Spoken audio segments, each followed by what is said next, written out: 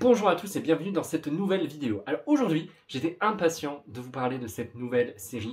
Je vous en avais déjà parlé dans les sorties du mois de février, je vous en avais déjà également reparlé dans un book haul en vous disant que j'avais hâte d'être le 16 février pour enfin pouvoir mettre la main dessus.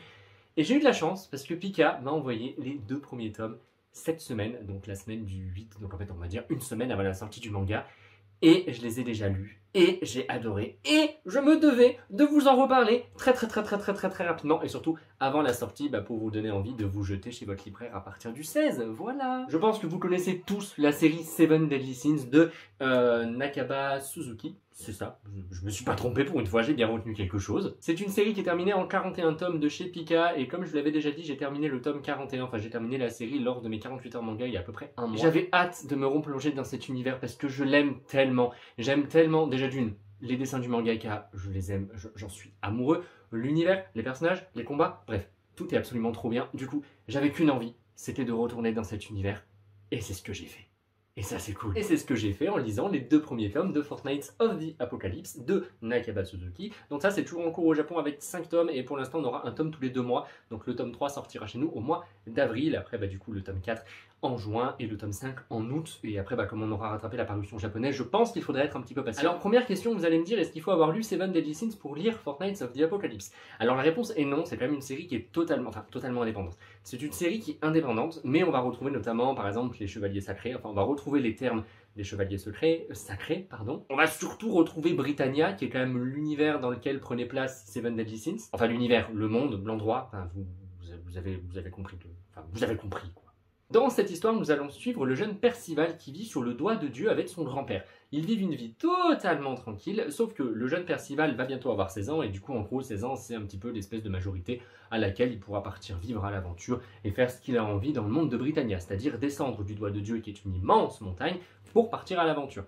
Sauf qu'il va dire à son grand-père qu'il n'a pas vraiment envie de partir à l'aventure, parce qu'il a plus envie de rester avec son grand-père pour le protéger.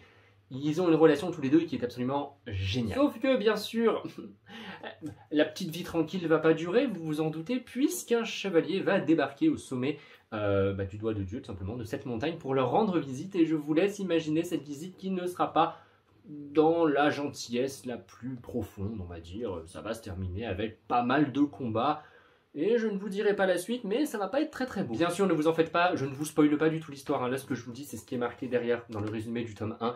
Je ne vous spoilerai rien du tout dans cette vidéo, bien sûr. Le but, c'est simplement de vous en parler, de vous parler de tout l'amour que j'ai pour cette série avec déjà ces 2 premiers tomes, et de vous donner envie de la lire. Voilà, c'est tout. Vous en faites pas, je ne dirai plus rien sur l'histoire à partir de maintenant. Alors, je vous ai dit, c'était un récit totalement indépendant de Seven Deadly Sins, mais il faut quand même savoir qu'on est dans le monde de Britannia, et que dans le premier chapitre, l'auteur, le mangaka, pardon, nous lâche pas mal de petites références à l'univers de Seven Deadly Sins. C'était super méga appréciable. J'ai adoré ce moment. Ça m'a rappelé tellement de souvenirs de la série de Seven Deadly Sins. J'étais là, oh, c'est trop bien, j'adore. Alors, bien sûr, après, tout est possible. Est-ce qu'on va peut-être rencontrer les enfants des Seven Deadly Sins et des différents couples de l'histoire de Seven Deadly Sins? Peut-être, qui sait. On n'est pas après à l'abri de quelques surprises, et on va dire que je croise les doigts pour peut-être rencontrer certains enfants, mais juste un tout petit peu, quoi. Après, quoi qu'il arrive, je pense pas que le mangaka mette des éléments de Seven Deadly Sins pour perdre les nouveaux lecteurs et ceux qui n'ont peut-être jamais lu Seven Deadly Sins. Je pense tout simplement que les éléments seront toujours peut-être un petit peu rattachés, mais sans non plus qu'il y ait une histoire profonde. En gros, comment dire ça en fait? Je pense pas que le mangaka glisse des choses de Seven Deadly Sins que vous ne comprendriez pas si vous n'avez pas lu Seven Deadly Sins. Vous voyez ce que je veux dire? Pour que la série Fortnite of the Apocalypse soit comprise par tout le monde en fait. Voilà, tout. J'ai eu un véritable coup de cœur pour ces 2 premiers tomes. Voilà, total coup de cœur. Déjà, j'ai adoré le personnage de Percival, qui est donc le nouveau personnage principal que j'ai absolument adoré. Il est beaucoup trop mignon.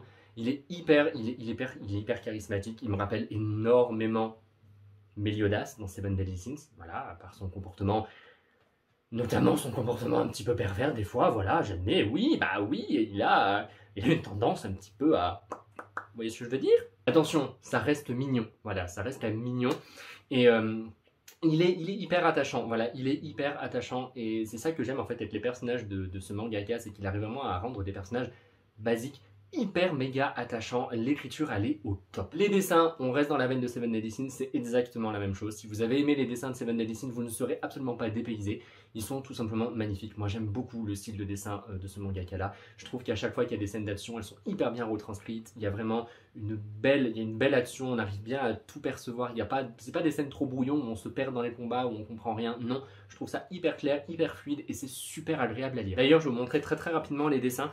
Je vous montre juste les premières pages pour ne pas vous spoiler. Mais personnellement, moi je trouve que les dessins sont vraiment super sympas. Et je suis totalement, je les trouve magnifiques. Vraiment, je les trouve super sympas et j'aime beaucoup le style de ce mangaka. Hop, qu'est-ce que je peux vous montrer d'autre?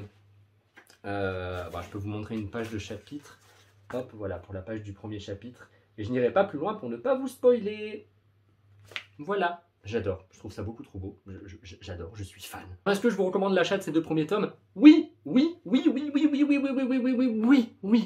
Que j'ai été clair ou pas? Est-ce que je sais pas si j'ai assez dit oui ou pas, mais foncez, c'est beaucoup trop bien. C'est vraiment beaucoup trop bien. Dans ces 2 premiers tomes, vous avez déjà de l'action, des révélations, l'arrivée de personnages hyper méga badass et hyper méga charismatiques. Voilà, j'en dirai pas plus, mais quand je les ai vus, j'étais là, mon Dieu, mais c'est classe. Voilà, c'est classe. Et pareil, ce mangaka arrive à donner une classe et une puissance pas forcément aux méchants, mais aussi aux héros, aux autres personnages. Et quand les personnages sont puissants, on ressent la puissance à travers les dessins.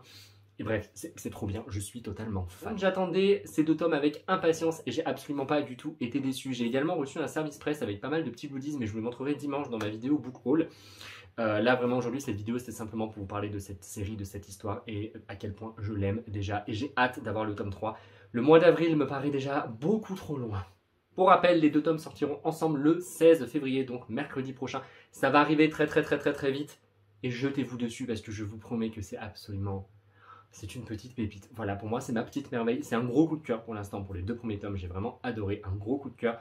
C'est toujours en cours avec 5 tomes et on aura le prochain tome au mois d'avril. Je préfère répéter les choses pour que voilà, ça rentre bien dans vos têtes. On aura un tome tous les 2 mois. Donc jusqu'au mois d'août, normalement, on devrait avoir jusqu'au tome 5. Et après, on aura sûrement rattrapé la parution japonaise. Donc on devra attendre un petit peu plus longtemps. Bref, cette petite vidéo est maintenant terminée. J'avais vraiment envie de vous en parler de ces 2 premiers tomes avant la sortie. Comme ça, je vous fais un petit bilan sur ces 2 tomes que personnellement j'ai adoré. Mais je pense que vous l'avez compris. Donc j'espère que cette vidéo vous aura plu. N'hésitez pas à me dire si vous comptez également craquer pour ces deux premiers tomes mercredi prochain ou si ça ne vous intéresse pas du tout. Après, si jamais vous êtes curieux, c'est possible qu'il y ait quelques extraits gratuits en ligne sur Pika et je vous les mettrai dans la description.